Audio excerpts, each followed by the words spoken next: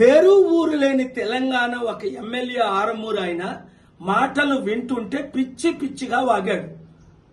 హిందువులందరూ పిల్లలు కనండి, హిందువులకి కుటుంబ నియంత్రణ ఉండకూడదు అంటే అర్థమేంటి? ముస్లింలకి క్రిస్టియన్స్ కి కుటుంబ నియంత్రణ ఉండాలి.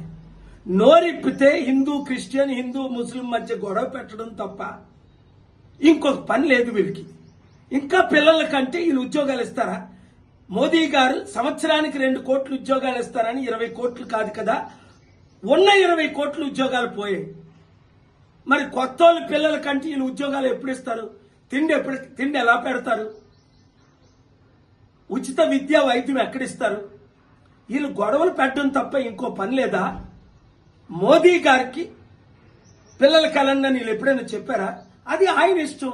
ఆయన పెళ్ళైనప్పటికీ భార్యను విడిచిపెట్టి ఒక యోగి అవుదాం అనుకుని RSS లో చేరారు. అది ఆయన ఇష్టం. అది మనం ఎలా ప్రశ్నిస్తాం? ఎవరు పిల్లలు కన్నారో ఎవరు పిల్లలు కనకూడదో ప్రజలకు తెలీదా? ప్రతి హిందూ గమనించండి, ప్రతి ముస్లిం క్రిస్టియన్ గమనించండి. ఇప్పుడే గాని బీజేపీని చిత్తుగా మనం అందరం ఏకమై ఓడించకపోతే ఇండియా రష్యా లాగా, వెనజువేలా లాగా, నైజీరియా లాగా, జింబాబ్వే లాగా, శ్రీలంక లాగా తయారవుద్ది. ఆర్థిక పరిస్థితి సర్వనాశనం అయిపోయింది. ఇచ్చిన వాగ్దానాలు ఏవి నెరవేర్చట్లేదు. ఇప్పుడు మన మధ్య మనకు గొడవ పెట్టడం లేదా దేశ విదేశాల్లో యుద్ధం చేయడం అంటారు. ఇదే వాళ్ళు 100 సార్లు మాట్లాడతారు. గమనించండి, బానిసలారా మీరు బయటికి రండి. ఏ అగ్రకుర్ణమైన బీజేపీ పార్టీయే మనల్ని నడిపించాలా?